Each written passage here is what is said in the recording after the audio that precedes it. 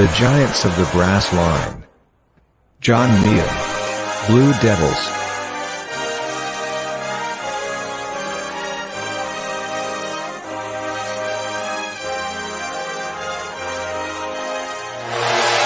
HARLOFF. Carolina Crow.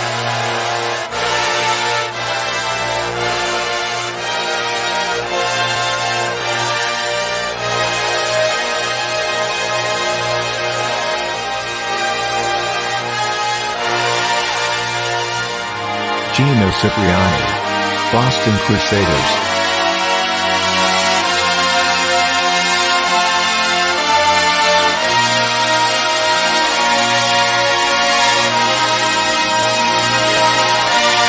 XLIVE.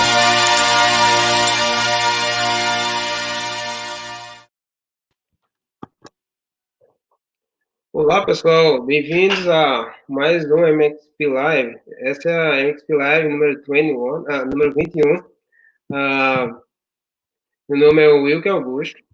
So good evening everyone. Welcome to this MXP Live. This is number 21.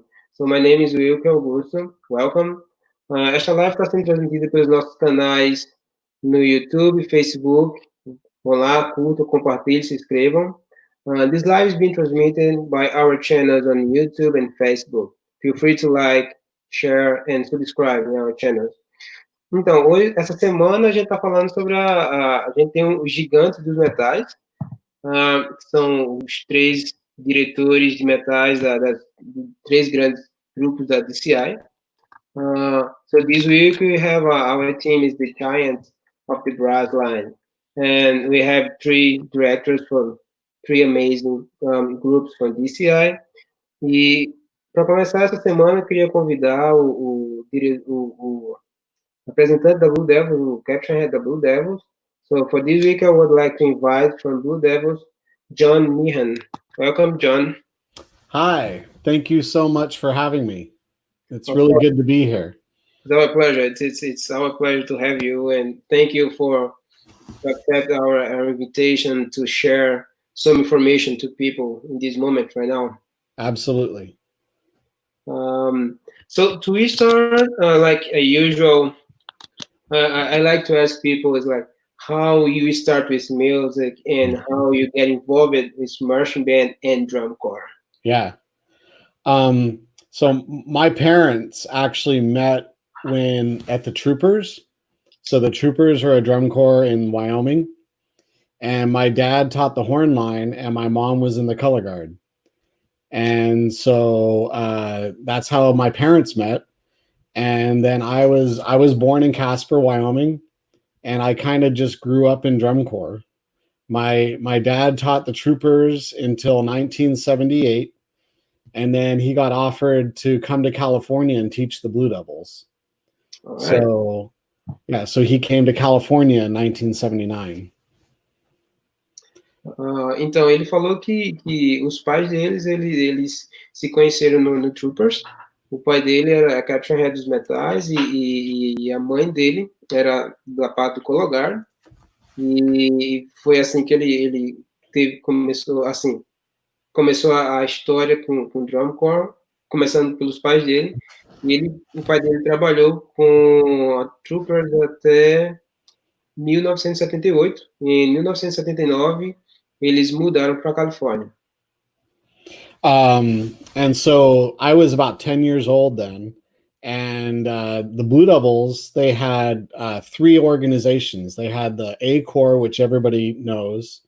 They had the B Corps, which was a little bit of a junior corps. Then they had just drum and bell, no horns. The third group was drum and bell. And my dad wanted my brother and I at a young age to be in a drum corps. So he added horns to the drum and bell corps of the Blue Devils. So we were the first horn players of the C Corps. Which year was that? 1980. Oh. Yeah. Então, ele falou que o pai dele, quando mudou para a Califórnia, veio para trabalhar com Blue Devils. E a Blue Devils, nessa época, a Blue Devils tinha a Blue Devils A, que é a principal, a Blue Devils B, e tinha um grupo que era só, chamava Drum and Bell, que era a percussão e teclados. foi quando, em 1980, o pai dele queria que eles participassem tivesse participação na atividade do movimento de drum corps. Foi quando o pai dele começou o que era drum corps, drum bell, passou a ter a hornline, que é a linha de metais. E isso foi em 1980. Yeah. So I marched 3 years in the C Corps. I marched 3 years in the B Corps. And then I marched 4 years in the A Corps. I was a soloist, and I got to be a part of a lot of good Blue Devil corps, the 1986 Blue Devils, the 1988 Blue Devils. And then 1989 was my last year marching. Então, ele disse que falou que passou 3 anos na Blue Devil C, 3 anos na Blue Devil B e 4 anos na Blue Devils A. E onde ele foi solista durante alguns dos anos. Ele falou que participou dos grandes shows da Blue Devil foi em 1986, 88 e quando ele chegou na idade limite, que foi em 89. So obviously I loved drum corps. You know, my parents did it, and yeah, and I got to, you know, it was a lot of fun to be a part of. And so after I stopped marching, I wanted to stay involved. So in the 2 years after I marched, I actually moved to Canada and taught a corps there called the Ventures. And then in 1992, my dad went back to Santa Clara Vanguard, and he taught the Santa Clara Vanguard in 92, and I was on his staff there.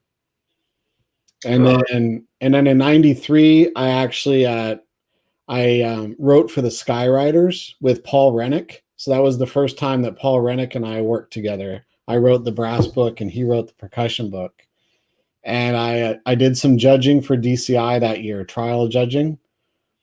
And then Wayne Downey hired me to start teaching the Blue Devils in 94. So it was, you know, about 4 years from the time I left marching until Wayne hired me at the Blue Devils and gave me the opportunity to teach there. And I'm still here. Yeah. Yeah. Então, ele falou que depois que ele completou a idade limite dele, em 89, ele com certeza, ele queria continuar envolvido com o movimento de drum corps. Aí ele passou um tempo ensinando no Canadá. Aí foi quando, em 92, o pai dele assumiu como caption head da Santa Clara Vanguard, e o pai dele trouxe ele como um dos instrutores de metais. E isso foi em 92. Em 93, ele escreveu o primeiro show dele para Skyrider com o Paul Rennick, que é a pessoa que escreve a parte de percussão para o Santa Clara Vanguard, que a gente vai estar conversando com ele nos próximos dias também. E ele também trabalhou como jurado da DCI em 94. Yeah. So, and then I've been with the Blue Devils since 1994. So this would have been, I think, year 27 teaching the Blue Devils. Wow. Yeah, so pretty amazing. And so since then, just been a part of this amazing staff and this amazing organization, and worked with Wayne Downey for many years. And then in 2006, I became caption head. So I was now in charge of the horn line. And then in 2014, started doing the writing for the Blue Devils with Dave Glide. Então, ele falou que quando foi em 94, ele começou a trabalhar com Blue Devils, e que esse ano ele estaria fazendo 27 anos de trabalho com o Blue Devils, né? E 2016 foi quando ele assumiu com a posição de caption head, de diretor da parte de metais. E 2014 foi quando ele começou a escrever os arranjos para Blue Devils. Okay? Yeah. You have more history there? More history. Yeah. I last year I got inducted into the Drum Corps Hall of Fame. So myself and Doug Thrower from the Blue Coats were both inducted last year. So that made for a very interesting finals week last year, because Blue Coats and Blue Devils were very tight. Blue Coats were actually beating us going into finals week. And Doug and I, so we're very big competitors. We're good friends. And so when we both got inducted on that Wednesday night, we knew one of us was going to both get inducted and then also win. And it was a lot of great fun. Definitely very stressful, but a lot of fun to be inducted with my friend and then also be able to share that finals week with him. So how was the situation when the result come from the it was all good. You know, it's you know, the Bluecoats since the tilt year, I think that was what, 2014. They've been amazing. You know, every year the Bluecoats have been pushing the activity and pushing all the other drum corps on what's possible. So it's been a lot of fun competing with them, you know, throughout the last several years. Yeah, I was there actually. I was following all the shows and all the recaps. I was working with cadets and I was every show said, "Oh my God, that's so close, so close." Yeah, there were two very good drum corps. Yes, was amazing show. Yeah. Então ele falou que quando foi ano passado ele foi indicado para o Hall da Fama da DCI, que quando você chega a ser indicado para o Hall da Fama da DCI é porque você tem anos de trabalho envolvido com o movimento de drum corps. E ele estava concorrendo com o amigo dele da Bluecoats. E ano passado, para quem acompanhou a competição ano passado da DCI, a Bluecoats e Bluedevils, eles estavam muito próximos, assim, era coisa de centésimos, era décimos, era muito, muito próximo à pontuação. Mas ele falou assim, que eles eram competidores, mas eles são amigos, né? Então, assim, cada um respeitou o resultado e eles continuam amigos, que é algo bem importante nisso aí. So, yeah, that's amazing. I remember, and the show, the final show was just like, God, I don't know what's gonna happen. Yeah. Well, I think we went on last, and I remember watching the Bluecoats finish their show, and it was like so electric and so great, on fire, and they were so energized, and the crowd, you know, ate it up.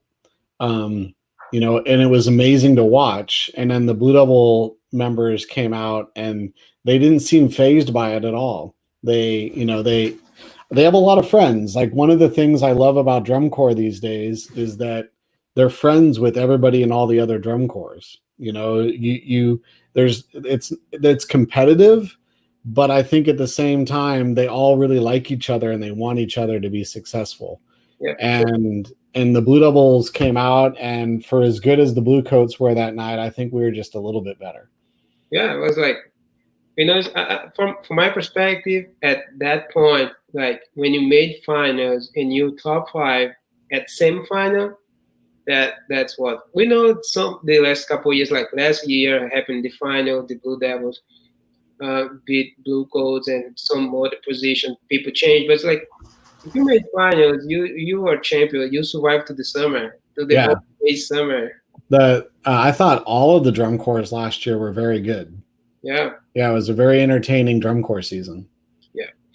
Então ele falou que ano passado ele assistiu o show da Bluecoats e era um show muito, muito energético, assim, a energia, a garra, né, que a gente chamou o fire, o fogo que vinha dos membros. Você via que os membros estavam com aquela garra durante a apresentação, e ele achou que a apresentação foi muito boa, a audiência, o público estava ali interagindo, e assim, ele falou que a Blue Devils foi apenas um pouco melhor que a Bluecoats, tanto que a diferença, se vocês olharem no site da DCI, lá no recap, e aí vocês podem ver a diferença foi mínima, né? Mas como ele falou, assim, eu comentei que, no meu ponto de vista, quando você passa da semifinal para a final, se você muda de primeiro para segundo, de quarto para quinto, é uma coisa que você já chegou, você está nas 5 melhores. E ele falou exatamente isso, e também que os membros, né, os alunos, a competição existe, mas eles são amigos. Então, assim, hoje em dia, uma coisa boa que existe, que os membros se conhecem. E aí ele finalizou dizendo assim que na temporada do ano passado, todas as drum corps fizeram um show muito bom. So yeah, it was a great. So let's talk a little. Let's talk about our first topic. It's about the system blue. Right? We know that that's a good way to share like methodologies of teaching and also the instruments as well. So, what's your participation, System Blue? What you can talk with us? What you can tell us about System Blue? Well, System Blue, we started. The idea started a little over 10 years ago, and it was wanting to share what makes the Blue Devils so successful in what we do, and being able to share to other people with how we do things at the Blue Devils and why those procedures and the way that we do things can help other people. And that was why we called it System Blue. The blue obviously for the Blue Devils, and then the system for how we do our system to put our shows together, to teach our students, to teach our membership. So that was kind of how it started. This was 10 years ago? A little, I think about 2008. 2008. Yeah. Okay. Então ele falou que por volta de 2000, ele falou 2008, foi quando o System Blue começou. Aí ele explicou que o que é o System Blue, que é o azul, que é da Blue Devils, e o System, que é do sistema, que é como funciona a Blue Devils. Então, foi quando eles começaram com a ideia de compartilhar como funciona a Blue Devils, quais são os procedimentos, quais são as metodologias de ensino, quais são os processos que funcionam, como é que se ensina na Blue Devils e compartilhar isso com outros grupos. Então, foi aí que começou a ideia do System Blue.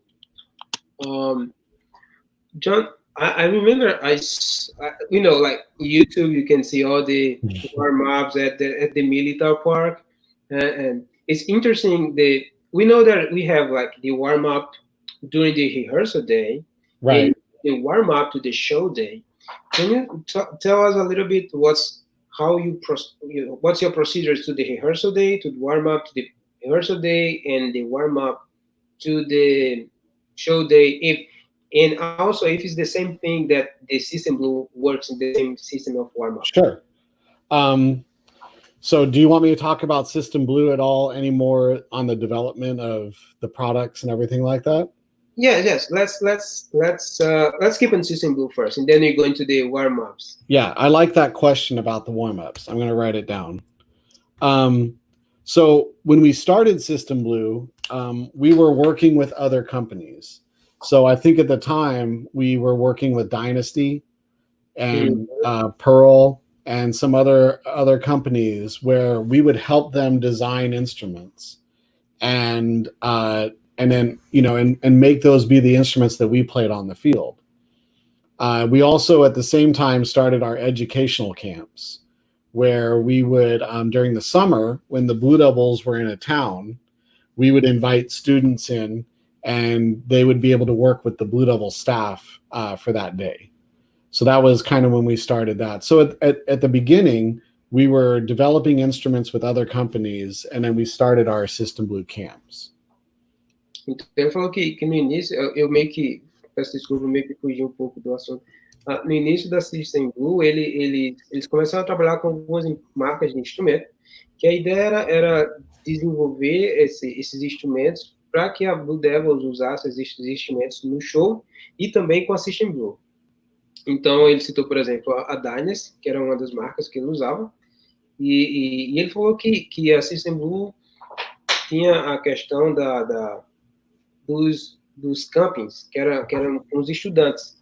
Então, eles durante a turnê, quando a Blue Devils estava em determinados lugares, eles convidavam os alunos para virem para os ensaios da Blue Devils, e isso aí que eles faziam com a System Blue, onde os alunos iam ter aula com os professores da Blue Devils, e eles iam passar um dia inteiro com a Blue Devils. So this used to be like the whole day with the Blue Devils, rehearsing and having lessons as well. Right. yeah, the students would come in, and so during when the Blue Devils were doing visual, then our music staff would teach the students, and then when the Blue Devils were in music, the visual staff would teach the students, and then at the end of the day, they would come out and watch the rehearsal at night. So it was a fun thing. Então ele falou que durante o dia o que acontecia era enquanto a Blue Devils estava ensaiando a parte visual, os professores da parte musical estavam trabalhando com os alunos do System Blue. E quando a parte os diretores, os professores da parte musical estavam trabalhando com os membros da Blue Devils, os professores de visual iriam dar aula para o pessoal da System Blue, e no final do dia eles iriam estar assistindo o ensaio da Blue Devils. And so we also took the core, the Blue Devils, to other places. Sometimes the core would travel to other countries and perform, and the staff would go as well. And sometimes just the staff would travel. So I got to go to Brazil in 2012 because of System Blue, and work with some of the great students in both Sao Paulo and Santa Cruz, near Rio de Janeiro. Então ele falou que a System Blue também ela trabalha em outros locais, ela vai para outros países, né? Muitas vezes vão os músicos e os professores, e muitas vezes vão só os professores. Aí ele falou que em 2012 ele teve a oportunidade de estar no Brasil com outros professores, eles estiveram em São Paulo e em Santa Cruz, no Rio de Janeiro. So we then, System Blue said, well, why don't we make our own instruments? Uhum. And so around 2015, we started actually making our own instruments, percussion and brass. And in 2019, the Ghostlight show, all of the instruments used in that show were System Blue made. Então, e quando foi 2015, eles falaram assim, por que agora a gente não começa a construir o nosso próprio instrumento? Foi quando isso aconteceu em 2015. Quando a System Blue começou a construir a sua própria marca. E quando foi 2019, a Blue Devils usou todos os instrumentos construídos pela System Blue. So it's kind of my personal question. So you have your own factory right now of System Blue? Well, we did. Now we partnered back up with Con Selmer. So starting now, so this was about 2 months ago, System Blue is now part of Con Selmer. So Con Selmer makes the instruments, and we do things that way. But so we were with Con Selmer, and then we branched off onto our own, and now we're back with Con Selmer. Eu perguntei para eles se eles tinham a própria fábrica, e eles falaram que antes eles tinham uma parceria com a Selmer, mas há 2 meses atrás a System Blue passou a ser parte da marca com e Selmer, de instrumentos musicais. Yeah. It's a lot of hard work to make everything yourself. I know, right? Yeah. But then also when you talk about instruments, it's really need to be so precise. Yeah. That you need to have so many hours expend to design and try to see what works better. Yeah, the Con Selmer company is great, and we have a very good working relationship with them. So we're excited about what the horns are going to be like next year. Wow. And the drums and everything. Oh, they're going to do the drummers as well? Yep. Wow, that's a big news. Yep. That's a big news. Yeah. E ele falou que também, assim, como eu posso falar? Animado com essa possibilidade da Conta fazer os instrumentos da System Blue e vão fazer, que é uma novidade, que eles vão fazer também a parte de percussão. Ele vai estar fazendo metais e percussão. É que a gente sabe que a Con é bastante conhecida só por metais, a Selmer também, mas eles vão estar fazendo tudo. Então isso é uma novidade. So, you ready to questions? What's that? Are you ready to questions? I think we have some questions already. Sure, please. Questions are great. All right, let's go. So, Fernando Oliveira, musicalização. So he asked, what's your relation with the begin musicians?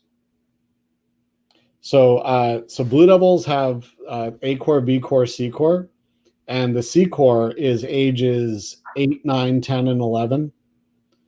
And then the B core is like 12 to 16. And then the A Corps, the one that everybody knows, they're the older membership. So I get to work with all three. And it's a lot of fun when you go into the C Corps, which is the young group, and they're just starting, you know, and you've really got to get in there and learn how to, you know, get them to not just be able to play the instruments, but to enjoy the music, because that's the most important thing. Is the more that they have fun and the more that they're enjoying doing it, then the more they're going to practice and the more they're going to get better. You know, and when I went to Brazil, that's one of the things I really loved was all of the students, they loved it. They really enjoyed being part of the band, being part of it. And we had a lot of fun getting better together. That's great. Então ele falou que ele tem envolvimento com os 3 grupos da Blue Devils, que é a Blue Devils C, que vai dos 8 aos 11 anos, a Blue Devils B, que vai dos 12 aos 16, e a Blue Devils A, que é a principal, que são todos os mais velhos.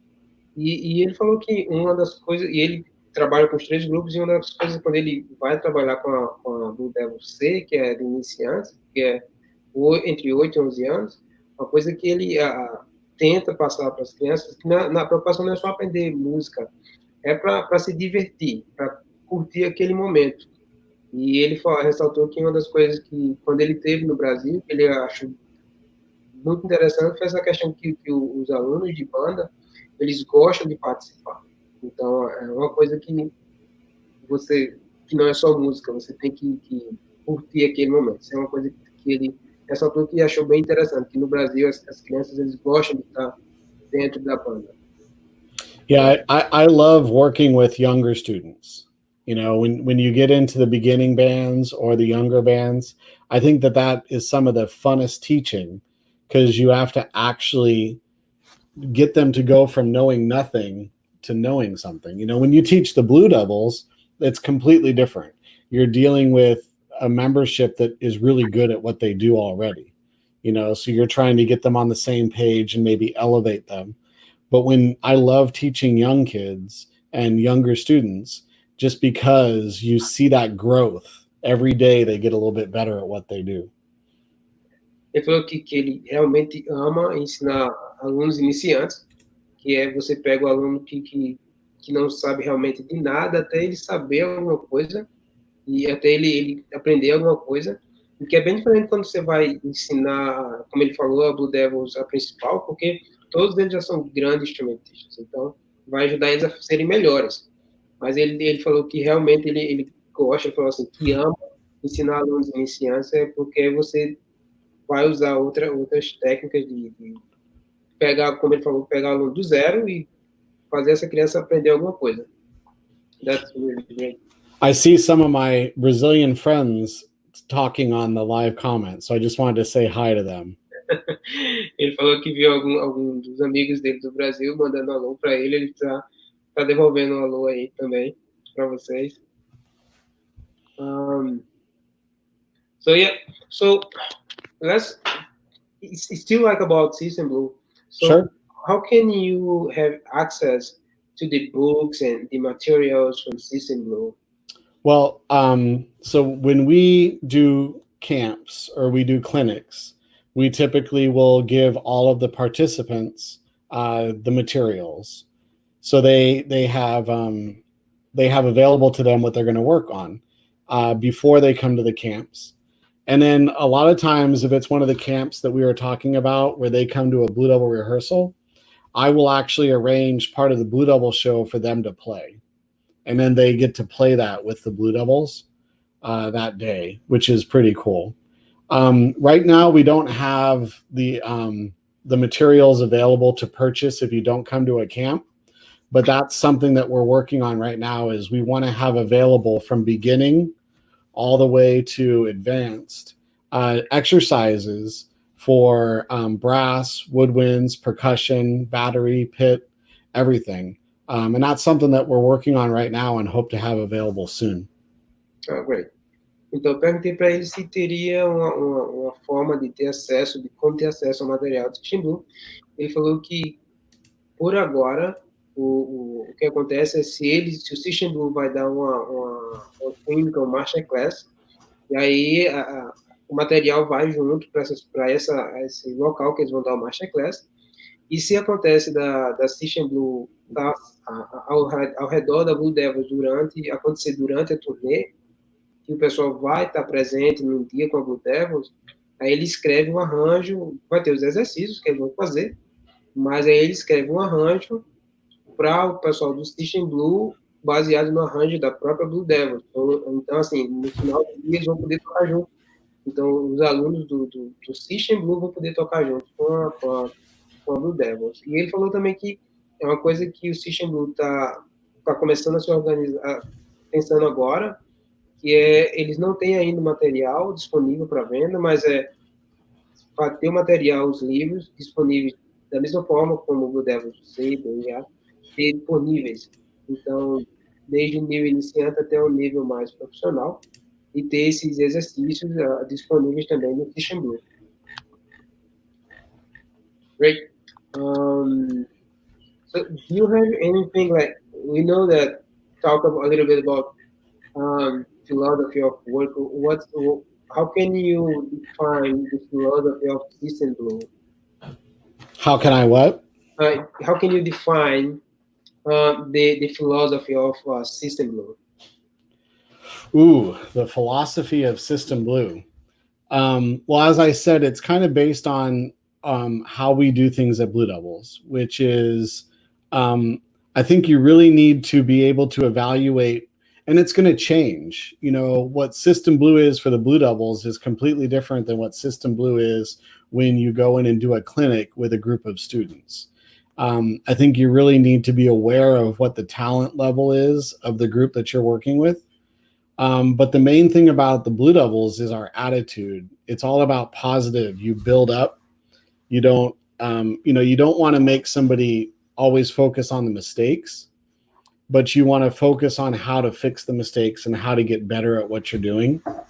And so I would say if there's a philosophy of System Blue, it's basically on how to build up performers, how to create the best musicians, and how to create the best human beings. Então, eu perguntei para ele qual era a filosofia, se ele poderia definir qual era a filosofia da System Blue. Ele falou assim, porque quando a gente fala filosofia é algo bem forte aqui, quando a gente fala filosofia de trabalho é algo bem forte aqui, e ele falou que se ele poderia definir então, ensinar as coisas como acontece na Blue Devil e trabalhar com os grupos. Ele falou que uma coisa é você trabalhar com o System Blue na Blue Devils e o System Blue fora da Blue Devils. Ele vai dar clínicas, workshops em diferentes grupos, porque é preciso saber a quantidade de talento, o talento dos músicos, dos alunos, o nível. E uma coisa que ele ressaltou que é a questão da atitude, né? Sempre com positividade. E fazer, não é focar só nos erros, é fazer que os alunos eles aprendam com os erros, é construir pessoas melhores, é construir melhores músicos, mas também pessoas melhores. Então, se ele pode resumir, assim, o resumo dele da questão da filosofia deles é construir melhores músicos e também melhores cidadãos, vamos assim dizer. All right, I know, I'm sorry, it was like too deep. It's kind of deep questions about philosophy. That's okay. Yeah. That's good. That was great. It's like you said something that for me, I use myself as well. It's like you don't need to teach only music. You need to be the students to be better human beings. That's right. A great point. Yeah, I think that the person that you are and music, they go hand in hand. That's why they always say that those that are involved in music, they tend to be more successful in everything else that they do. And also when you come and you learn something, you want to go away with it with as much as you can. When someone comes to the Blue Devils, I don't want them just leaving having learned an 11-minute show. I want them to leave, with these experiences that they'll never forget. Yeah. Então, ele falou que assim, é uma coisa que se aprende numa música, é uma coisa de você se dar as mãos, né? E Ele fala que as pessoas que são envolvidas com música são pessoas que geralmente são pessoas sucessivas, que têm bastante sucesso, porque eles aprendem essa questão de trabalhar de mão dadas, é uma característica. E ele, quando ele falou assim, que o objetivo dele é quando a pessoa sai da Blue Devils, não é só que ela aprenda 11 minutos de show, mas é que ele possa ser uma pessoa melhor com aquilo ali. Então, isso aí foi um grande ponto que ele ressaltou. All right. So now let's. Do you want to talk about the warm up? Yes, let's before we go into the arrangement and JKS music, let's talk about the warm up. Because for me, just like before I moved to United States, I came here first in 2013. Okay. And I was volunteers cadets, and it was my first time seeing drum corps alive. Before that, it was just like YouTube. Right. Everything. My God, how they do those warm-ups. And we know this is always this curiosity to know how that works. What's the idea before, during, and after the warm-up? So for the Blue Devils, we'll start with just Blue Devils. Mm-hmm. When we do rehearsal warm-ups, it's about getting their face, ready, getting their heads ready. So making sure that they're thinking together, and getting their playing up to what it needs to be. When you play every day, for 12 hours a day, sometimes, your face gets very tired. So our warm-ups are basically geared at making sure that their faces stay consistent and that they're able to play and perform. So that's the rehearsal warm-up, is we're basically just trying to maintain their muscles and their face to be able to play at a high level every day. If you want to do that, then I'll talk about the show warm-up. Let me translate this one first. Então, eu falei para ele que quando a primeira vez que eu vi a drum corps ao vivo foi em 2013, quando tive a oportunidade de ser voluntário com a cadetes. E antes disso, eu só assistia online, e acredito como muitos de vocês, eu ficava maravilhado com aquela sonoridade que eu via pelo YouTube, e eu queria entender o porquê. E quando foi 2013 que eu vi ao vivo, então aí eu enlouqueci. Então, você acaba criando essa curiosidade de entender o porquê da importância dos aquecimentos e a diferença dos aquecimentos.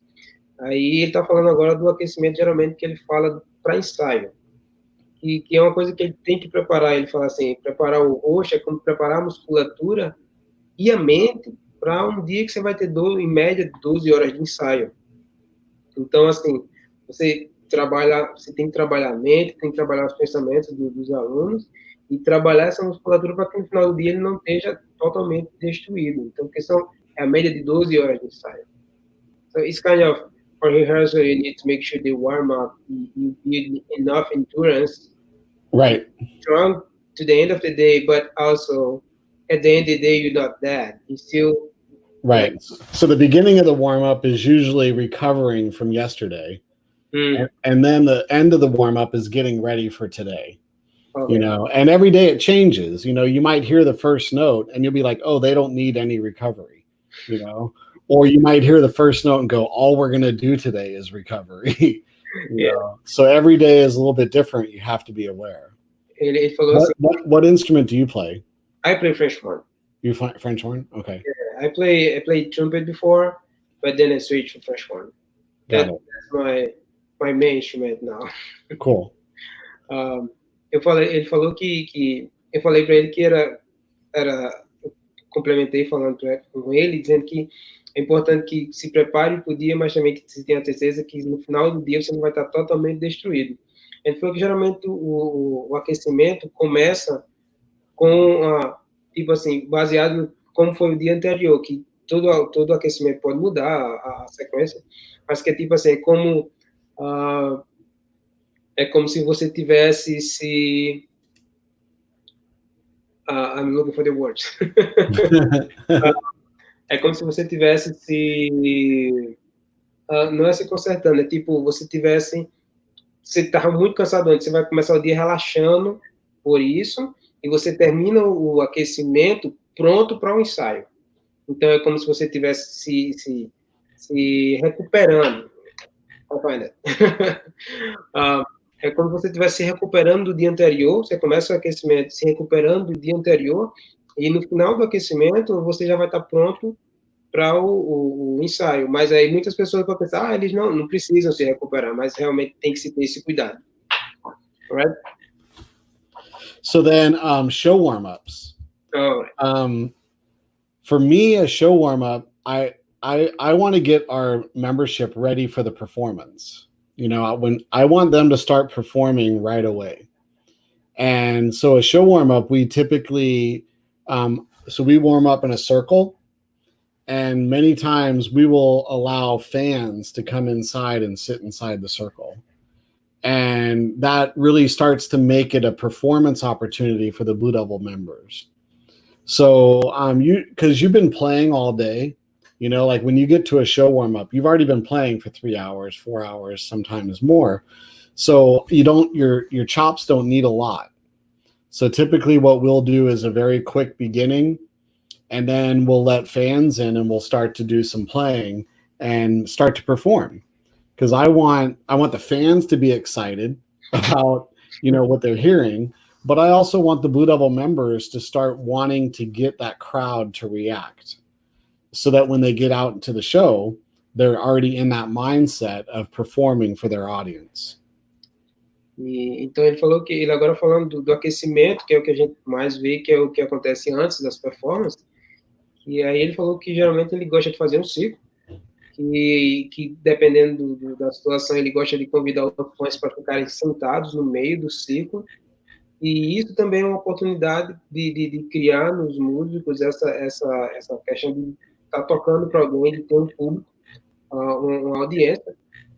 E ele também precisa, assim, geralmente dia de show, eles não, o lábio já está aquecido, porque geralmente se tem 3, 4 horas de ensaio antes da performance, então, assim, não precisa aquecer muito. Então, ele trabalha mais essa questão de ter certeza que os músicos estão preparados, assim, ao máximo próximo da performance, mas também essa questão de interação com o público, de criar a questão eu vou comentar isso com ele, que é como preparar o nervosismo, a sua ansiedade. I think it's kind of also creating the musicians the control of the anxiety to see the audience. Because one thing is like when you perform only for your teachers, your instructors. There's another thing when you have like a crowd of people watching you. Yep. This can affect the nerves, and people sometimes can be distracted and lose the focus as well. No, it's very important. You know, like when people audition for the Blue Devils, it's very important that they come into the audition and not be nervous. So I always suggest to people, perform for your friends, you know, like invite 3 people you've never met before to watch you, you know, do your audition, so that you become uncomfortable. You know, you want to become, if this makes sense, you want to become comfortable with being uncomfortable, you know, and as soon as you can do that, then you can start to perform and not worry about making mistakes and not worry about if someone's going to like you or not, but you're just performing what it is that you've learned. All right.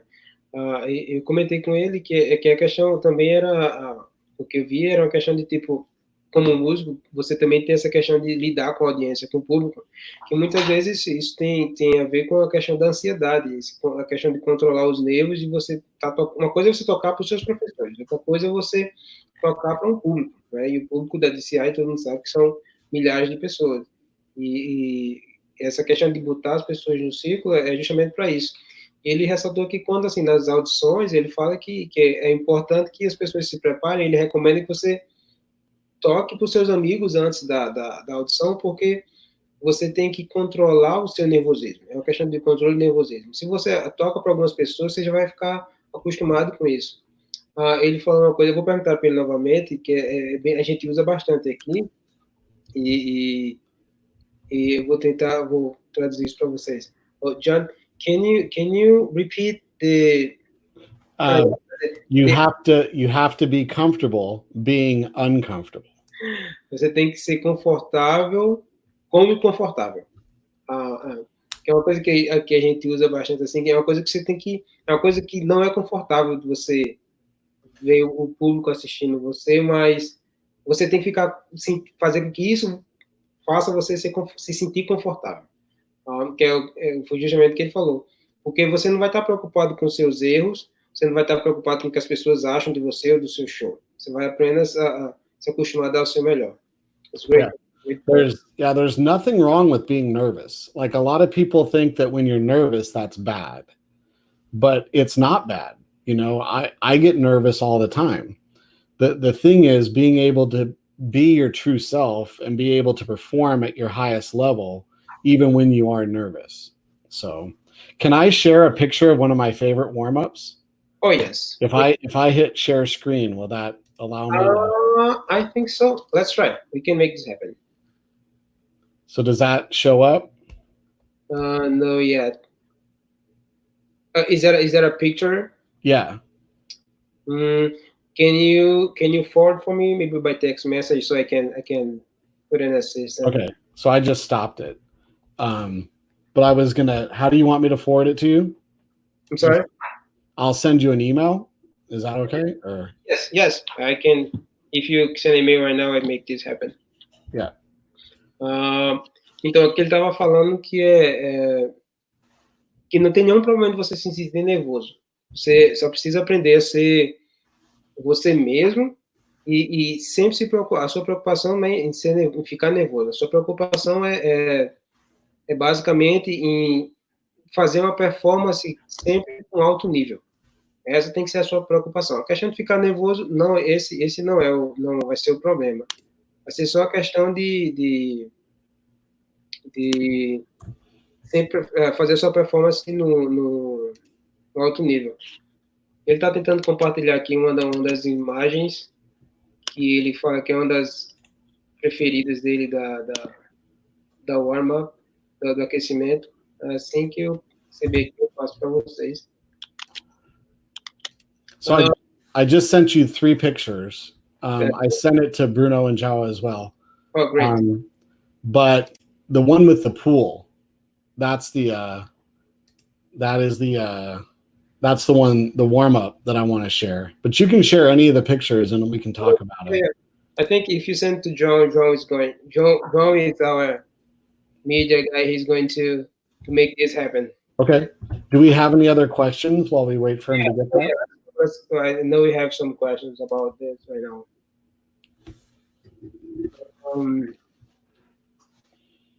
So this question from WS. He said, good night.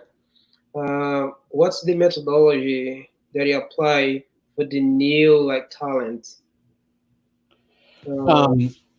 What does the last part say? The methodology that you apply. What kind of methodology you apply for the new, let's say, for the new students?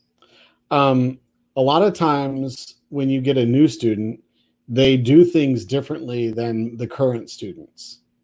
So depending on where their level is, you need to kind of identify things that they might do differently. They might tongue differently. They might use a T syllable, ta, ta, ta, instead of a da, da, da, or they might do different things.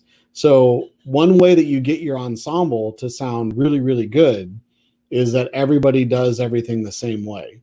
Okay. And so when I get new students, so like with Blue Devils, every year it's a different group, with high schools or with bands, sometimes, 70% will stay the same and 30% will be new.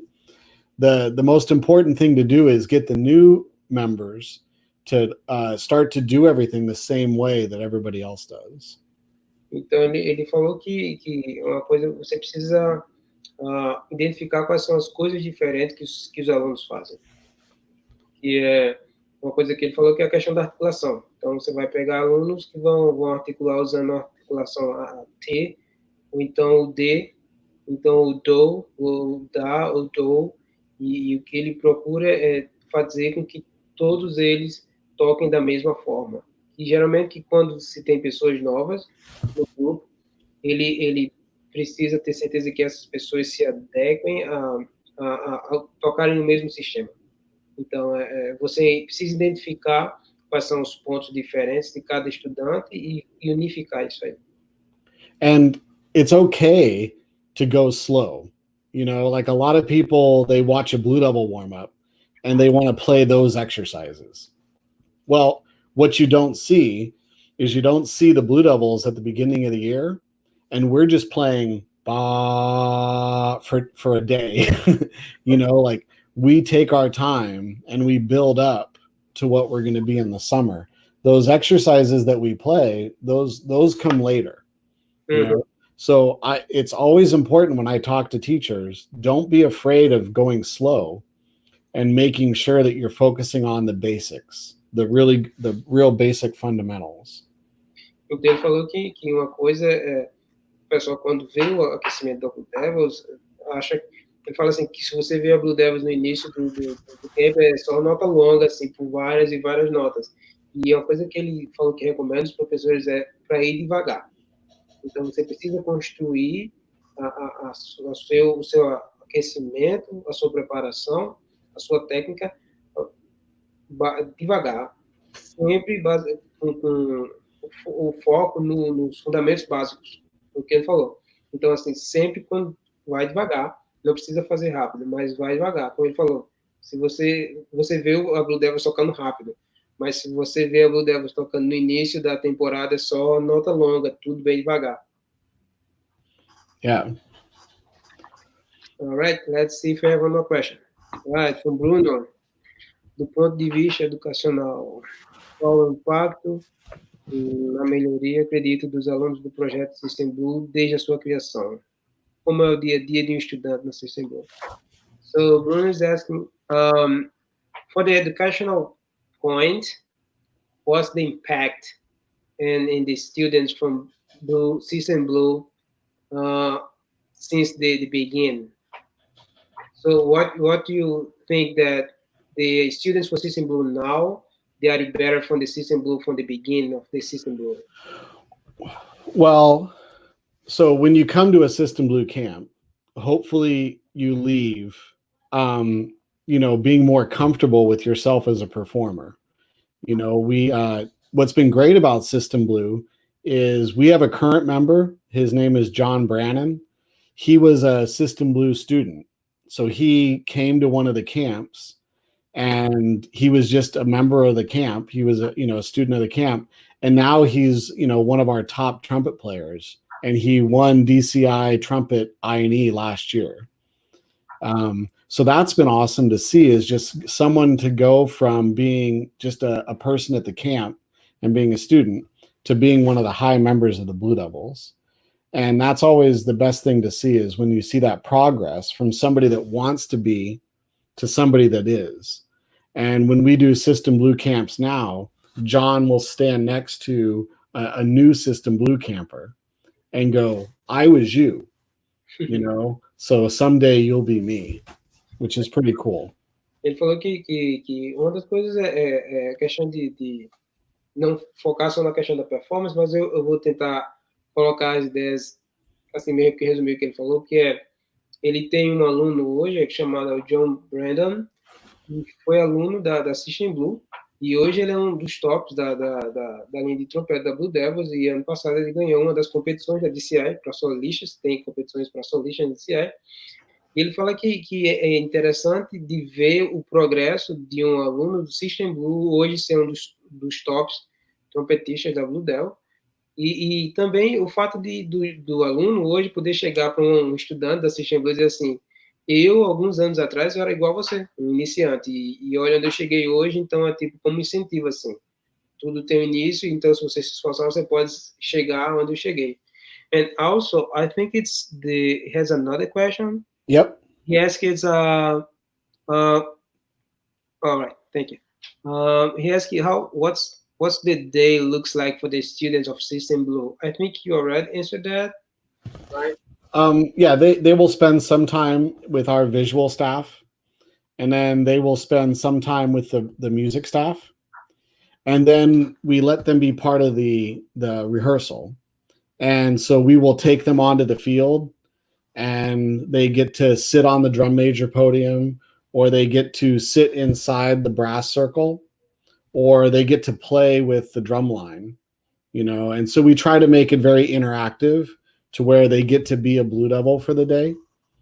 And then at the end of the day, we take a picture together with the Blue Devils and the System Blue students, and they get to make friends. You know, they get to meet some of their idols, and so we try to make it be, you know, very educational, where they're learning things, but also inspirational, where they're being able to understand what it's like to be in a drum corps.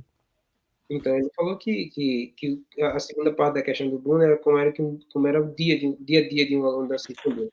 Ele falou que o aluno ele tem um momento de visual e um momento musical, e acho que a gente já tem comentado isso antes, e ele falou que uma das coisas é fazer com que o dia seja mais interativo possível, né?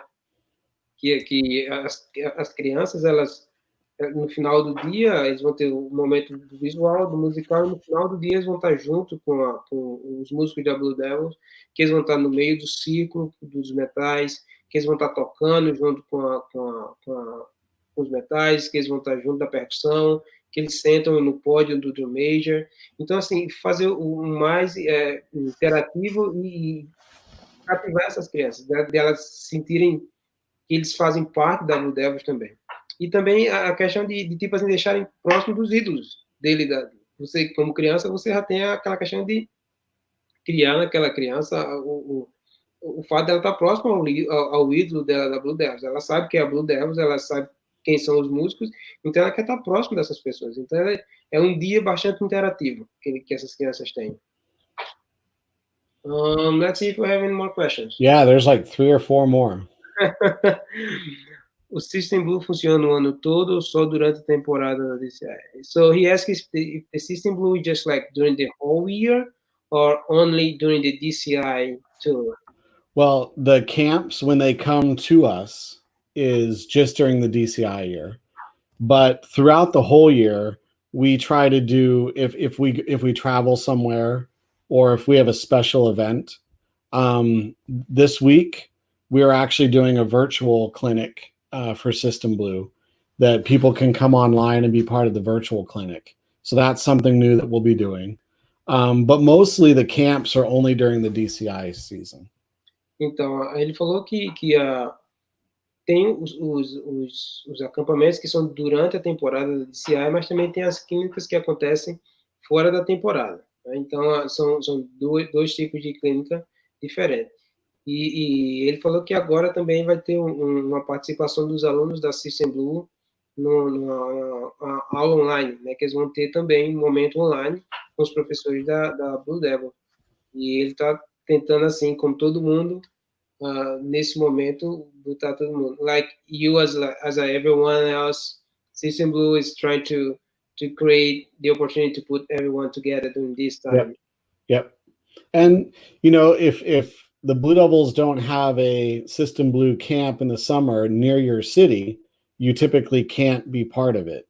Well, with the online one, everybody can be part of it. So we're hoping to get, you know, a lot of people that normally couldn't come to a System Blue camp.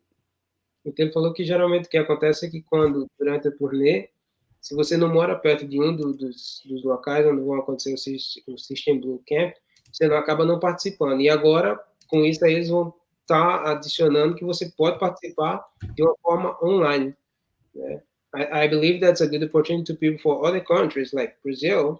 They can be a part, like online, part of the System Blue camps, like right. Not presential, like in person, but online. Yep.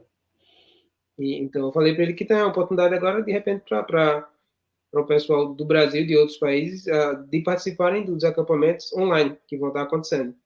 The translation might not be good, but about the camps. Well, no, yeah. If they were to come to the System Blue online, they wouldn't understand because we're not going to speak Portuguese. So. I can do the translation. So you want to do it? Let's do it. Falou que talvez eles também tenham um problema de traduzindo durante os acampamentos. Assim, então, me chama que eu vou estar lá para fazer a tradução. So I see a question about Sam Palafian and Patrick Sheridan and breathing gym. Bruno, put that question up. Yep. Matt Harloff says hi. He just texted me. Matt, So, Matt yeah. will be with us on Wednesday. So he'll be here on Wednesday.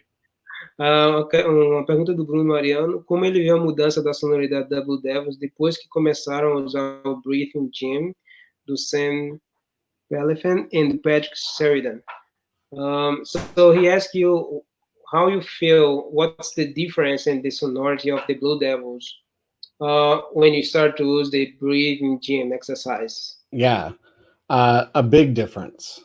You know, Kevin Ronan, who is a good friend of mine and now teaches Carolina Crown with Matt, he was a student of Sam Palafian.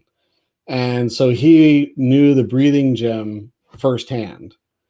And when he wanted to start bringing it to the Blue Devils and we wanted to do it more, you could notice a difference right away. The members were able to have more endurance, and the biggest thing for me about breathing gym is being able to relax yourself in the middle of a big performance.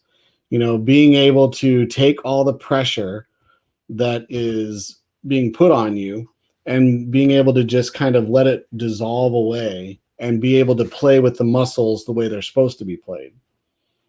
You want to do that, and then I'll keep going? Então ele falou assim que ele vê que teve uma grande mudança, sim, na sonoridade do grupo. Que ele falou, acho que é Kenny Running, que trabalha com Carolina Crow agora, que foi quando ele trouxe essa questão do breathing gym, os exercícios do breathing gym. Então, que ele fala que uma das grandes coisas que ele vê nesse método é a questão de você poder relaxar no meio do show, no meio de uma performance, você tirar toda a tensão e poder tocar mais com os músculos. You said you can play more with your muscles, right? You can relax your muscles when they get tense. Você vai aprender a relaxar os seus músculos quando eles começam a ficar tensos. Então, para ele ver que essa é uma das grandes coisas. E ele afirmou que sim, hoje existe uma diferença na sonoridade da Blue Devils. Yeah, so like the best exercises, whether it's a playing exercise or a breathing exercise, they are the ones that when you're performing, they actually change how you do something. You know, so what's great about the breathing gym exercises is that you can immediately apply them to when you're performing.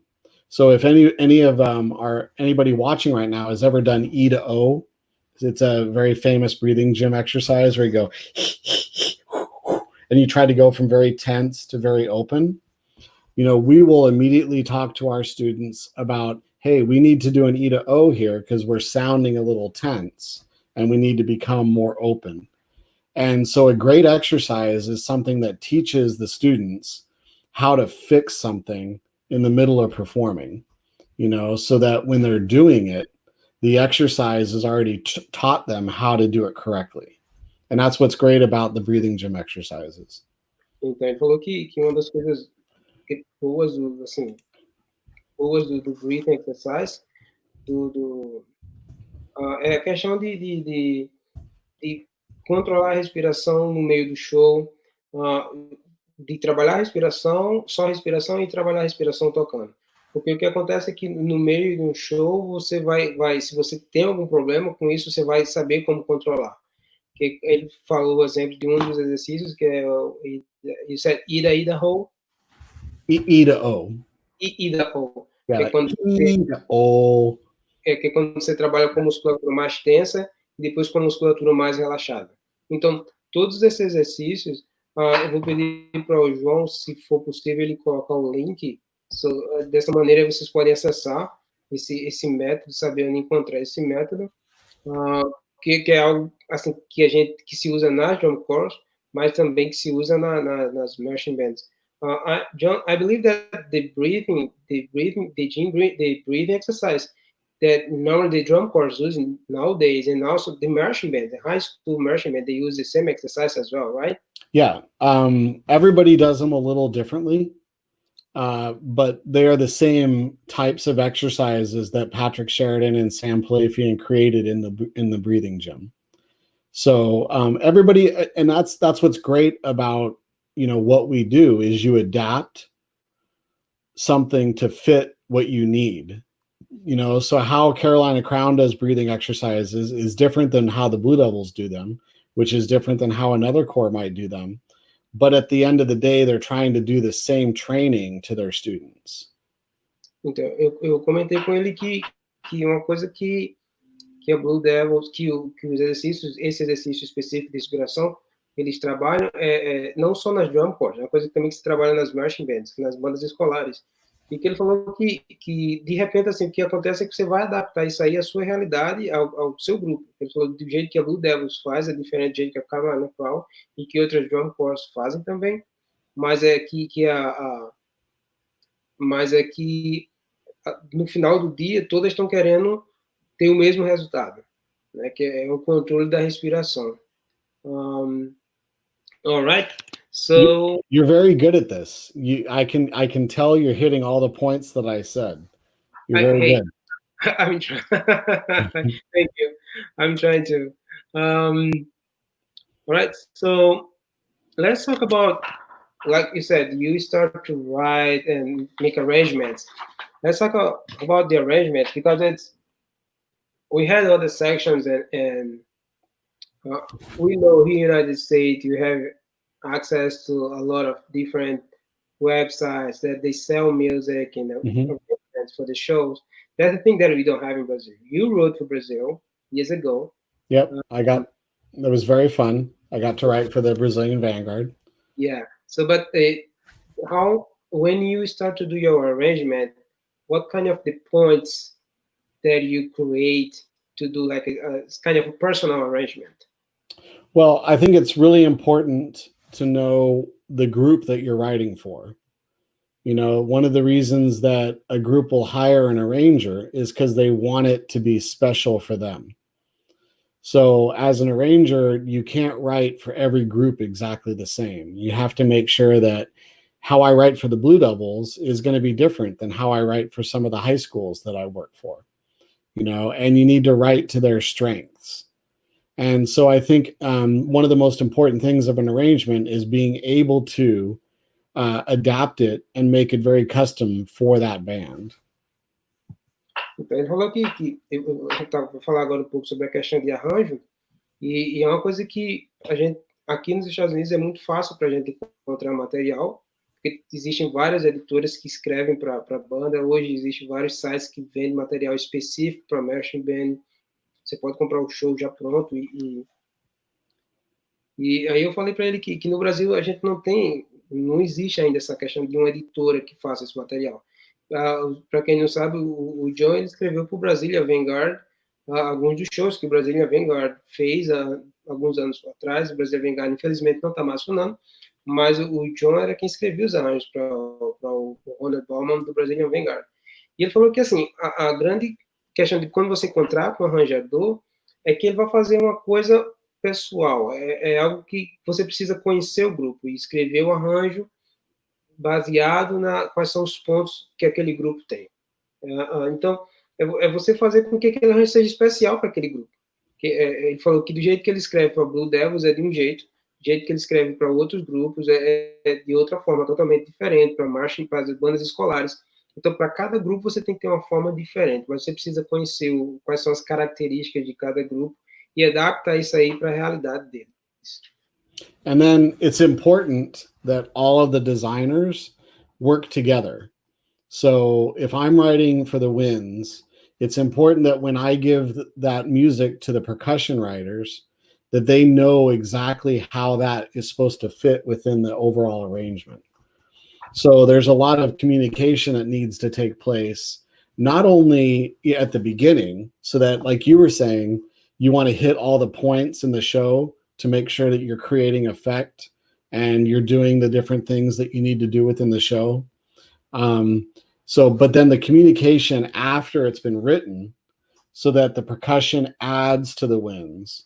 And then when it goes to the drill designer, making sure that they have a lot of information so that they can stage things correctly. You know, one of my favorite moments when Carolina Crown did the Bach fugue, how it starts with the trumpets over on side 1, then moves to the center of the field, then the low brass come in on the back of side 2. That's a perfect demonstration of an arrangement from when Michael Klesch wrote that that music all the way until it went to the drill designer, and it was a great execution of making the music pop to life, if that makes sense. Yeah. Então ele falou que assim, uma das coisas que quando se escreve um arranjo, você precisa tem que existir comunicação. No caso, para Marching Band e Drum Corps. E no caso da forma como ele escreve para as madeiras e para os metais, a pessoa que vai escrever a parte de percussão, ele tem que seguir a mesma ideia, e aí, quando se parte para o show, a pessoa que vai fazer o design do drill, ela precisa também saber, ter informação de como o arranjo está sendo construído, de quais são as ideias. E um exemplo que ele falou assim, que ele acha muito bem feito, foi a questão da Carolina Crown, quando eles tocaram a fuga de Bach, que começava com os trompetes, de um lado do campo, e que depois eles chegavam para o meio do campo, onde se acrescentavam o low brass, que são os instrumentos mais graves. Então, ele falou que aquilo foi um exemplo de uma boa comunicação entre o arranjador da música com a pessoa que estava desenhando o design. Então, é essa a ideia, que quando você faz um arranjo para um grupo, assim, no caso de marching band ou drum corps, tem que existir bastante comunicação. John, I have questions like, you write first, like, you write only winds and you have someone to write the percussion to you? Yeah, so when I write, I do the winds. I don't write the battery or the pit, but I will always include a lot of cues for the battery and for the pit, because I think that it's important when the person that's going to write for the percussion, I think it's important that they know what I was thinking. You know, did I think that this should be a drum break going into here? Or how does that melodically lead into what the winds were going to do right after that? So I think it's important, even though I'm only writing for the winds, that I'm thinking about everything else. You know, I need to be thinking about what are the percussion going to be doing. If I write a woodwind feature, and then right after that, I have the mellophones and the alto saxes playing together, the drill writer is not going to be able to do that usually, because how is the drill writer going to get the alto saxes from the woodwind feature to be immediately staged with the mellophones? Yeah. You know, so when I'm writing an arrangement, I'm trying to think of all those things. How is the percussion book going to take place in this? What is the drill writer going to need to do? So you always have to be thinking about the end product. Então, eu perguntei para ele como era que se ele escrevia também a parte da percussão. Ele falou que escrevia só a parte dos sopros, mas quando ele escrevia, ele já deixava no arranjo dele, ele já deixa as dicas e as sugestões de onde a percussão vai tocar, onde é que a percussão rudimentar vai tocar, onde é que o função do beat vai tocar, onde é que vai ter um break, onde é que vai ter um momento. E ele sempre deixa isso aí já no arranjo, já assim, as ideias de como os arranjadores de percussão, eles vão montar isso aí. E também ele pensa na questão do designer, porque ele, se de repente ele escreve, depois de uma sessão de metais, ele escreve algo para, de repente, melofone e saxofone alto tocar junto, talvez isso vai dar um pouco de dificuldade para a pessoa que está fazendo o drill, para colocar isso junto, porque eles vão estar em sessões separadas, talvez, do design. Então, é uma coisa que, quando a pessoa faz o arranjo, não é só pensar na parte dele individual de sopro, mas tem que pensar no grupo um todo.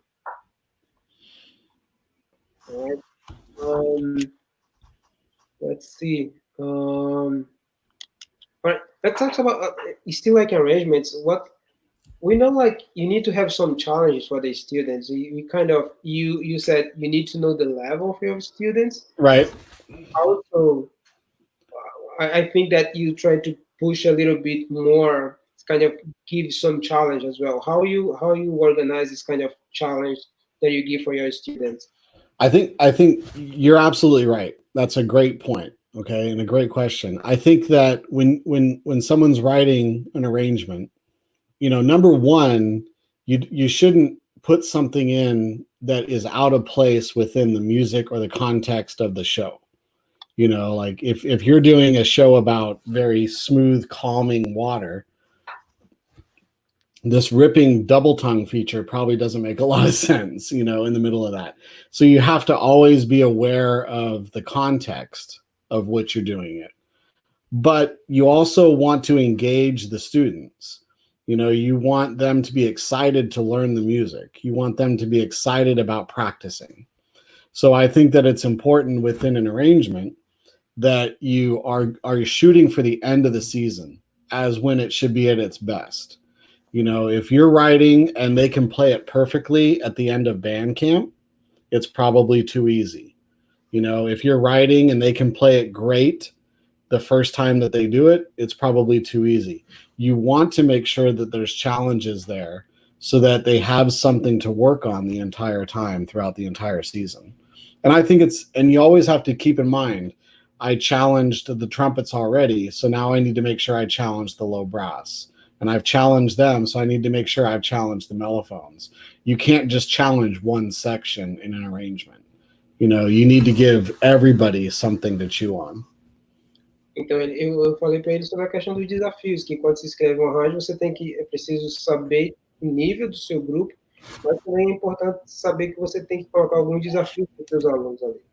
E ele falou que isso é um ponto bem importante na hora que escreve um arranjo para o grupo, que é a questão de você saber como fazer a música ser um pouco mais desafiadora para o aluno, e onde colocar isso aí. De repente, você não vai colocar no momento que a música é lenta, está tranquila, você não vai colocar algo de articulação dupla ou tripla ou coisa desse tipo.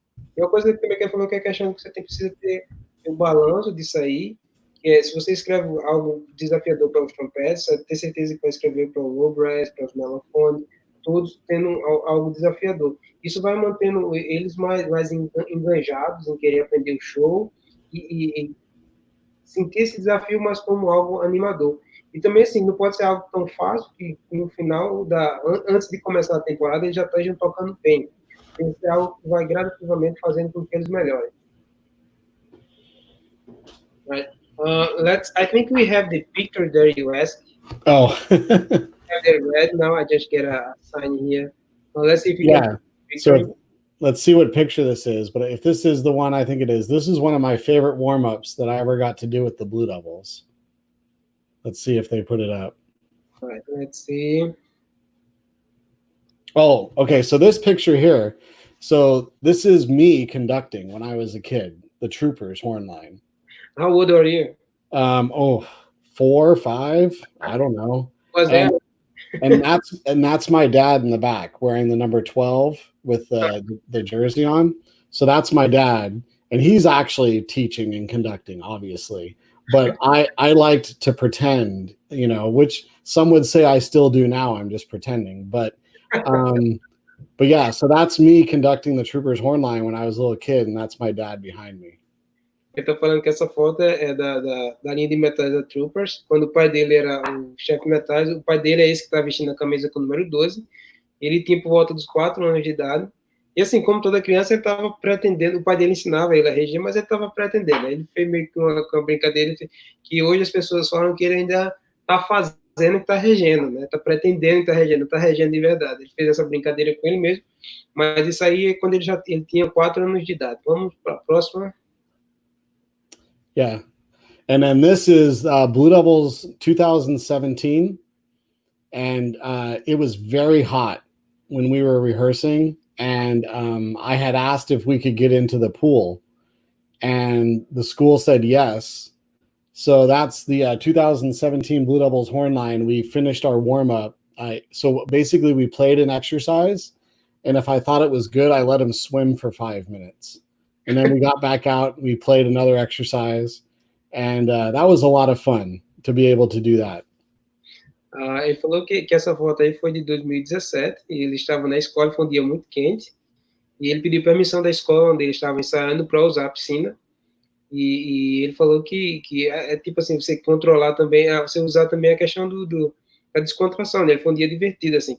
Ele falou que se eles tocassem bem o aquecimento, ele ia deixar eles nadarem por 5 minutos e depois eles voltavam a tocar novamente. Então, assim, ele falou que foi um dia bem divertido, assim. It's kind of, you was trying to keep the members like engaged, but Right. also understand the situation that was really hot. Right. If it's too hot, they're not going to be thinking straight, and we may get better, but the next day they'll have forgotten everything that we worked on. Yeah. And this was, like you just said, that was great. The way you said it this was a way to keep them engaged and keep us moving in the right direction towards where we wanted to go. Yeah, I ask you, where was this place? Fresno. So it's Central California. Ele falou que, assim, eu comentei com ele que, assim, era uma forma de manter os alunos engajados, né? Então, eles teriam que fazer o aquecimento, mas, assim, eles teriam essa divertida ideia, não, você tem 5 minutos, toca bem, tem 5 minutos. E isso foi em Fresno, aqui na parte central da Califórnia, e durante o verão aqui na Califórnia é muito quente, E ainda tem que ser seco, não é úmido, é diferente do verão do Brasil, que é quente, mas você tem umidade, aqui é quente e seco. I just was saying that California, that's different about, we know Brazil is hot, but Right. it's hot but humid. California is hot and dry. Yeah. So actually, this will be my first summer in California, because all the summers before I went to Brazil, and other two I was working as drum corps. But it's like I can feel that my chops every day is so dry that I need to put chopsticks all the time. Yeah. No, it's very different because it's so dry. Então eu falei para ele que vai ser meu primeiro verão aqui na Califórnia, mas eu já estou sentindo o quanto é seco aqui, que todo dia eu tenho que passar aquele protetor labial, porque senão meu lábio racha mesmo. Então é bem diferente, tem que ter esse cuidado. It's important to have this, be careful where you rehearse, and make you know how to keep your students alive. Yep, how to keep them alive. That's funny. Let's see. Let's go more now inside of the Blue Devils. We talk about the warm-up, but it's like we know that we talk about Blue Devils, we talk about one of the biggest drum corps in DCI. We know that you guys work for excellence. You guys work always to do your best, and what you can say as a brass, a caption, that to keep the students engaged during the whole season, and even though you still like saving some like extra or surprise energy or something at the end of the season that make people say, "Oh my God, how can they do that?" Well, okay, so if we're just talking about the Blue Devils, for us, we focus on music for the beginning of the season. So when we're doing our camps and maybe the first week of spring training, it's heavily focused on music. So that's when we really can start to focus on that excellence, like you said. Once that's over, though, and we start learning the show visually, a lot of our time for the rest of the summer is spent on visual. So they have to elevate their visual skills, to get up to that excellence that you were talking about. But when you add the visual demand, the music that isn't as excellent as it was before. So we have to actually try to reach that top level twice, once with music only, and then once with the music and the visual combined. So, and then you add in the uniforms and you add in the competition. And I think that a drum corps season, you're basically kind of going up, then being reset, and then going up, and then being reset. And I think it's important that at the end of the year, all of those things are clicking together. That's great. Então eu falei para ele assim, a gente falando um pouco mais incisivamente sobre a questão da Blue Devils, e todo mundo sabe que a Blue Devils é uma das grandes corporações da DCI, vários títulos, e como é que ele, como diretor de metais, é o Caption Head que a gente chama aqui, como é que ele e o time dele faz com que o grupo mantenha essa excelência do início até o fim. Então ele falou que quando se tem o camping antes da temporada, o que faz é focar só na parte de música. Então, eles já tentam atingir a excelência musical antes de começar a parte visual, porque quando começa a parte visual, essa demanda visual vai fazer com que, essa atenção na parte visual vai fazer com que o nível musical caia. Aí é onde, no dia a dia de ensaios, eles vão tentar equiparar as duas coisas, visual e musical. Mas aí, quando começa a performance, tem algo mais que a questão do uniforme, a questão do público, a questão da performance em si. Então, ele falou que, geralmente, a temporada é criada de altos e baixos, mas a ideia é tentar juntar tudo, botar tudo junto para chegar até as finais, até o final do ano, para quando chegar no final da temporada, tá tudo junto. A questão musical, a questão visual, a questão do controle dos nervos. Yeah, because we were talking about the Blue Coats and the Blue Devils last year. You know, I think one of the most amazing things was Flow Marching did a special that followed both corps the last week. And you saw a lot of similarities between the two corps trying to prime the members for that last performance. You know, talking about getting more out of everything that you do. And it's important that you pace how you teach so that you hit the best on the last day. You don't want to hit your best a week before or 2 weeks before. You want to pace yourself, like you said earlier, so that the last thing you do is when you become your very best. Ele falou que uma coisa bem, a gente falou antes, que foi bem acirrada a competição de Blue Coats e Blue Devils no ano passado, e na semana das finais, a Marching, ela fez essa cobertura com os dois grupos, e durante ensaios e tudo, e se viu que existia uma similaridade muito grande entre os dois grupos. E o que se via que eles estavam buscando assim, o melhor, cada um estava tentando dar o seu melhor. Ele fez que é importante você saber organizar esse espaçamento no seu trabalho para que você não atinja o seu melhor antes da final, que você guarde um pouquinho para a final. Se você, porque no caso aqui, a temporada você pode ter de 20 a 30 shows, então você precisa organizar para que você vá gradativamente crescendo o nível do seu trabalho até você chegar à final. Você não cresça tão rápido, né? Porque se você cresce tão rápido, então, assim, meio que você, eu vou meio que comentar isso, que você perde o engajamento dos alunos e acredito que dos próprios professores, assim, que eles acabam, não, a gente já tem que fazer, então, fica difícil. I just complimented, and I want to know what your opinion. For me, just like, you need also, when you have your pacing in your schedule, in your like show, let's say, your timeline of shows and rehearsal, it's also to keep something else, but also keep your students and teachers engaged to grow day after day until the final. Because if you do your best, it's great. If you do like before the finals, it's awesome.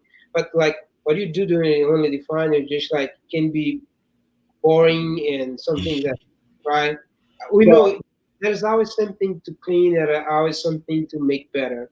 But like if you, like you said, if you keep that organization in your timeline of rehearsals and what you want to do, so that way when you arrive at finals, so we still have something to grow and to clean, to make better. Yes. Keep students and teachers engaged as well. That's very important. Yeah, good point. Justamente isso, assim, é importante manter os alunos e os professores sempre engajados.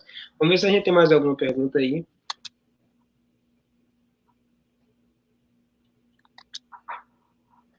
I see Ghostlight. Yeah. O Bruno está perguntando como foi a concepção do arranjo do Ghostlight e como foi a escolha das músicas e como adaptar tudo para além de metais do Blue Devils. So, Bruno is asking how was the conception of the arrangement to Ghostlight and how you choose your music and how did you adapt that for the Brassline?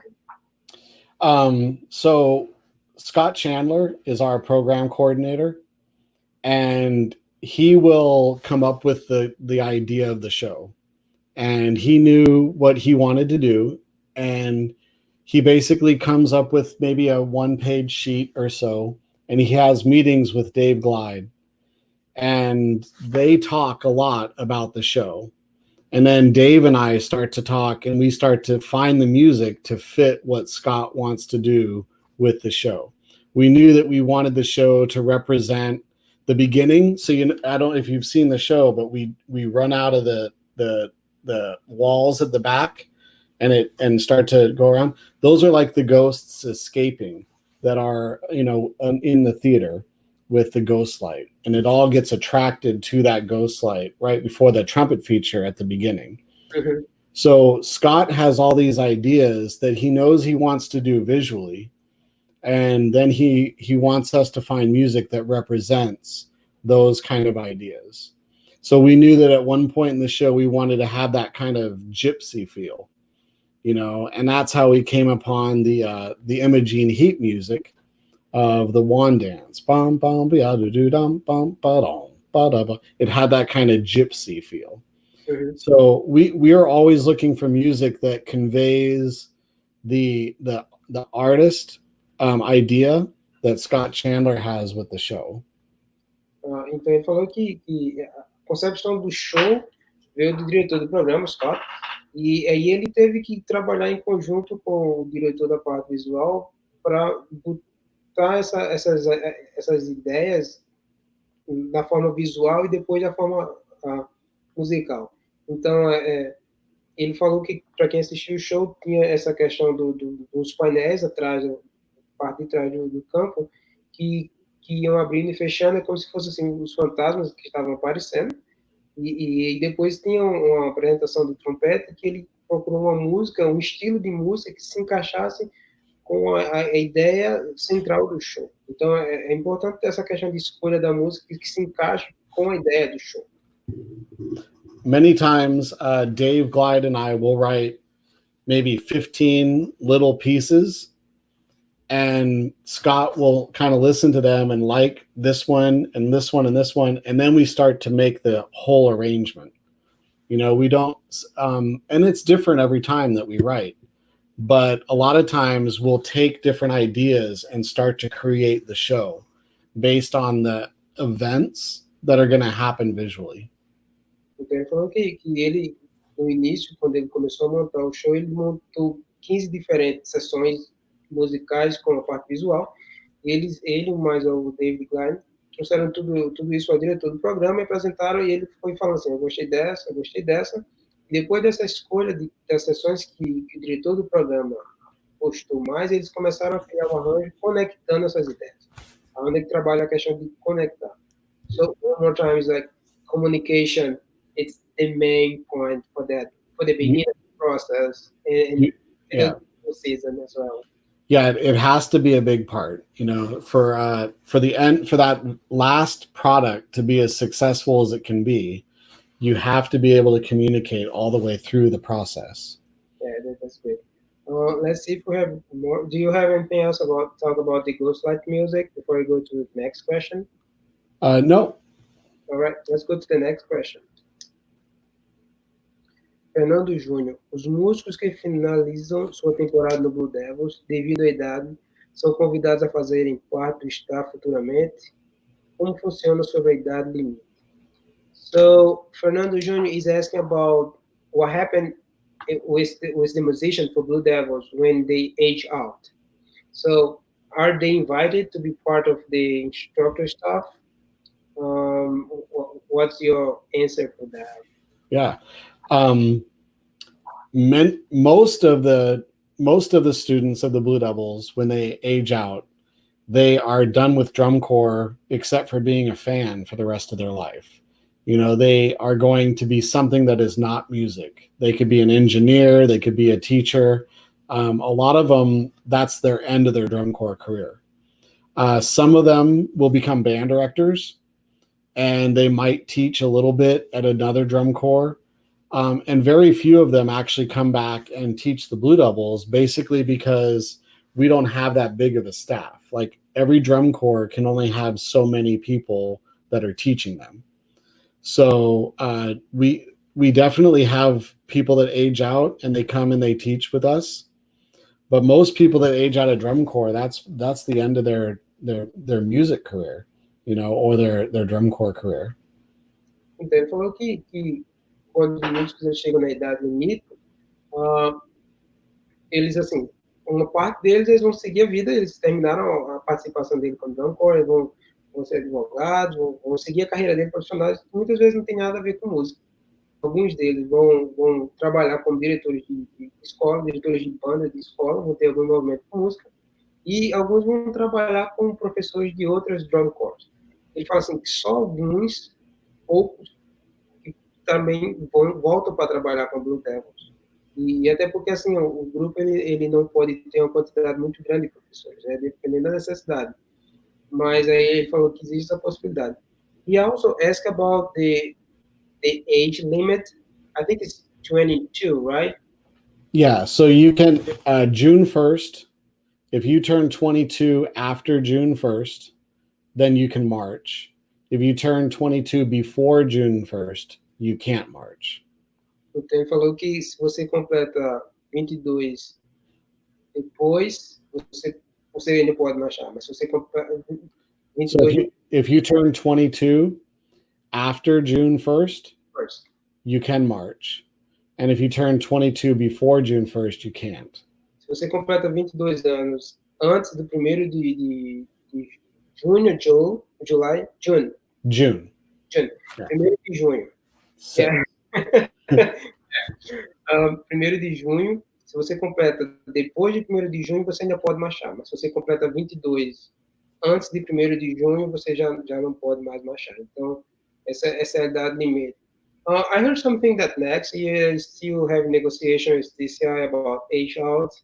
well, so if this was going to be your age out year, you are now allowed to march next year, but only if you were contracted by a corps. All right. So if you weren't marching this year, and so you weren't a part of a corps, and you would have aged out, you still age out. But if you, so the Blue Devils, we could march the same group next year that we were going to march this year. But there will be some people that won't be able to do it. Agora com essa questão da pandemia, existiu uma possibilidade que foi acertada com o DCI das pessoas de se estender o limite, mas ele falou que essa questão de se estender o limite por mais um ano, só se você já tinha contrato assinado com alguma drum corps para a temporada desse ano. Então, assim, se você não tinha isso aí assinado, então você não vai se encaixar nesse perfil da idade limite, ser estendida. Mas se você tinha contrato assinado, então sim, seria possível. Ele falou que no caso da Blue Devils, basicamente o grupo que seria esse ano poderia marchar totalmente ano que vem, mas se sabe que vai ter algumas mudanças. To finish Fernando's question, we have people in every staff that are recent age outs. So on the brass staff, I have someone that marched the corps just 2 years ago. Same thing with the percussion staff. Same thing with the visual staff. Same thing with the guard staff. So we do have recent members that are teaching the corps. Ele falou que tem assim membros assim que recentemente, membros que completaram a idade limite recentemente, há 2 anos atrás, que hoje em dia fazem parte dos staffs da Blue Devils. Então, assim, é algo que existe, essa possibilidade, sim. Vamos para mais uma pergunta. Ana Lima, como funciona a rotina de ensaios para shows? Quanto tempo de preparação até o resultado final? So, Anna is asking about how works the routine, the rehearsal routine to the shows, and how long is the preparation until the final project. Say it one more time, Bilker. She asked how works the rehearsal routine to the show, and also how long is the preparation from the beginning until the final project. So I'll do the whole thing, but we usually start designing the show in November, and we start teaching it, like the visual, in May.